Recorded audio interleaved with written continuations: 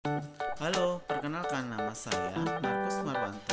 Saya mahasiswa PPG yang berasal dari SMA Atalia Tangerang Selatan. Pada video pembelajaran pertama ini, saya akan menampilkan video praktik pembelajaran pertama saya dengan topik menganalisis berbagai kasus pelanggaran hak asasi manusia di Indonesia. Selamat menyaksikan.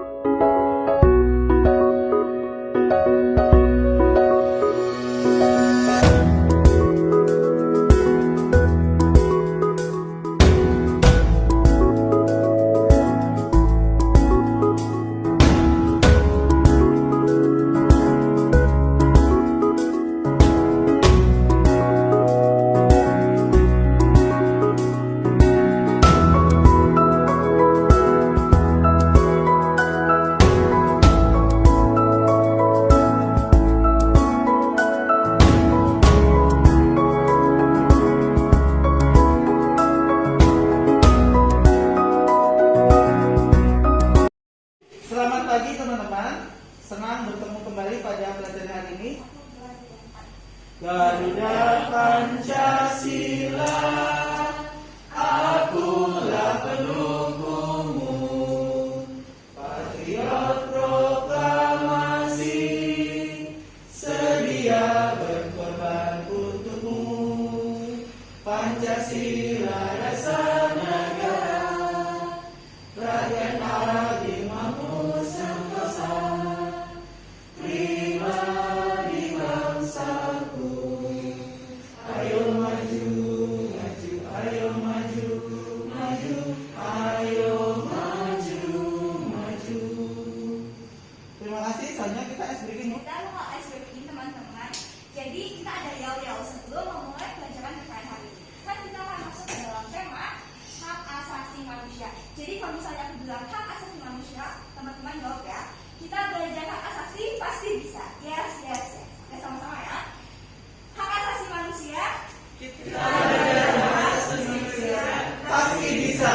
Yes, yes, yes. Oke, terima kasih Laura pelajaran.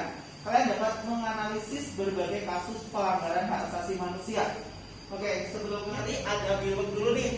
Nah, yang pertama ada pertanyaan nih, apakah yang kamu ketahui tentang hak asasi manusia? Yang pertama dulu, siapa yang menjawab? Ya. Apa yang kamu ketahui tentang hak asasi manusia? Silakan berpendapat teman-teman. Ya, salah nggak apa-apa, kita semua belajar. Yang kamu ketahui apa sih hak asasi manusia itu?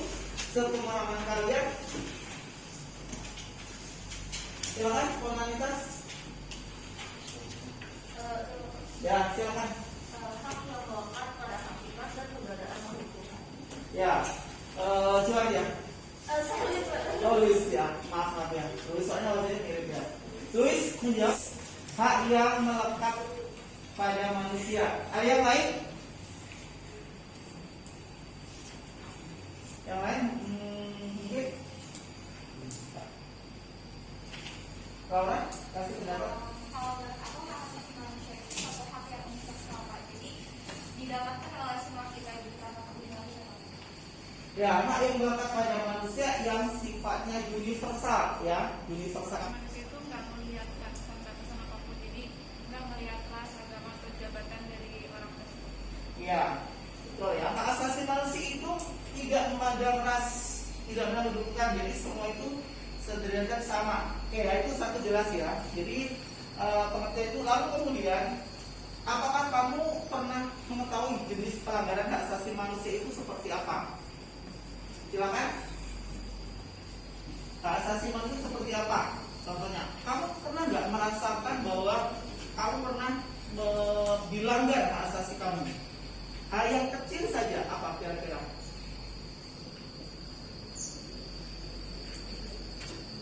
Mungkin besar setuju sih. Ayo, siapa? Ya, silakan. Mungkin aku nggak ngerasain sih, cuma korupsi termasuk pelanggaran hak asasi.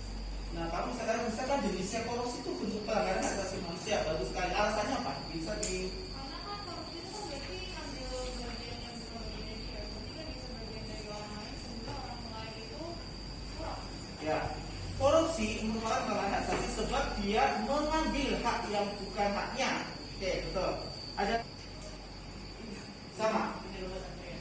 Ya, salah satunya dikasih contoh lagi, menyerobot antrian. Sebab setiap orang punya hak untuk mendapatkan yang sama. Jadi ketika sudah ada aturan untuk antri, tapi dia serobot, itu sebuah pelanggaran hak ya. Sebab dia mengambil hak orang lain. Oke, nomor 2 terjawab. Lalu nomor 3, kira-kira nih, apa sih yang menjadi penyebab pelanggaran hak asasi manusia? Ya, silakan. Kenapa? Penyimpangan sosial. Ya, salah satunya ada bentuk penyimpangan sosial, menyimpang, perilakunya menyimpang, ya sehingga dia melanggar hak orang lain. Jadi punya perilaku yang tidak tak sama aturan, namanya menyimpang. Selain penyimpangan, Rendahnya sikap toleransi. ya Bernhard menjawab dengan bagus, mempunyai sikap rendahnya toleransi.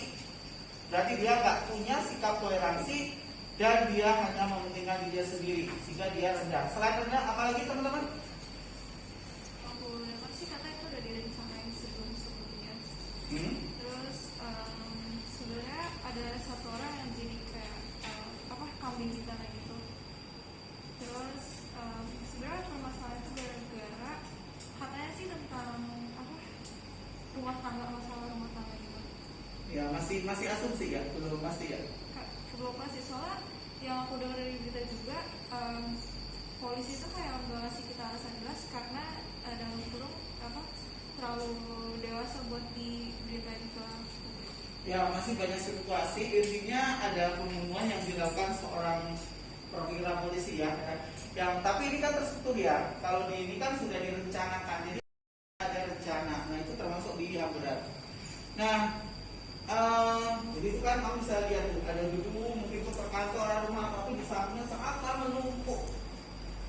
Ya, Mungkin dampaknya bisa dibilang pelanggaran HAM sih karena kayak saya masih kurang paham sih Pak. belum paham.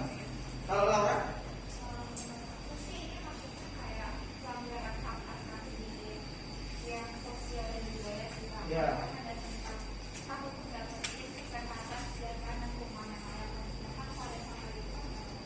Ya, pelanggaran hak asasi manusia di bidang sosial teman-teman. Lalu yang kedua, ini ada aksi demonstrasi yang sampai melakukan pembakaran terlihat. Ini pelanggaran HAM ya? Kalau kita simpulkan. Yuk, siapa yang berpendapat lagi? Saya nggak perlu tunjuk dong. Ayo, anak-anak bapak pasti aktif semua. Ayo. Ya, silakan. Menurut aku ya, Iya, karena sama kayak tadi juga kayak mengganggu kesejahteraan kayak itu bisa menimbulkan korban menimbulkan korban jiwa juga dari peristiwa seperti ini bisa mengapa. ya ada dua ya, teman-teman nyawa masuk juga pelanggaran HAM. Ya bisa berat atau ringan.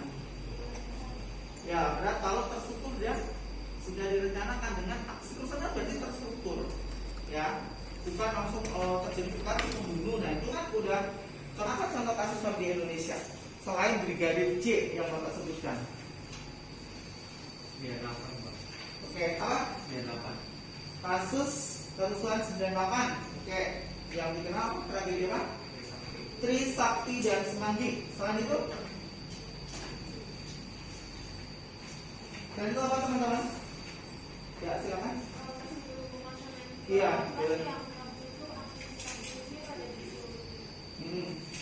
Jadi kasusnya apa?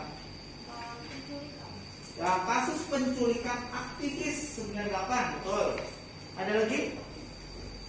Baru 2 loh. Silakan Nak.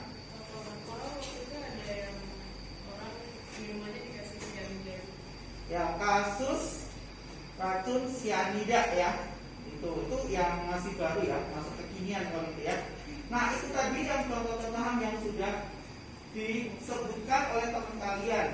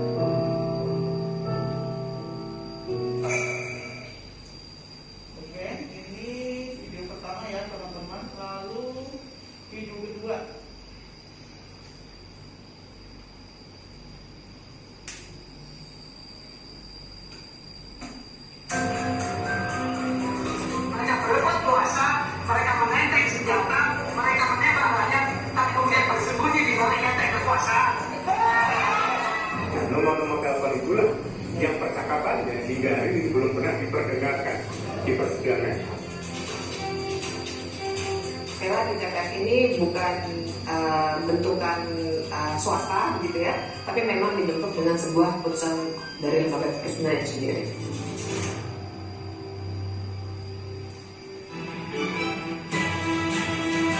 Menganalisis per kasus ya. Saya bagi misalkan di kelompok yang pertama ini ya Sina yang sini, terus yang kedua Brigadir J, terus yang ketiga Monir, terus yang keempat Jessica, kasus komisioner aja. Apa yang harus kalian lakukan?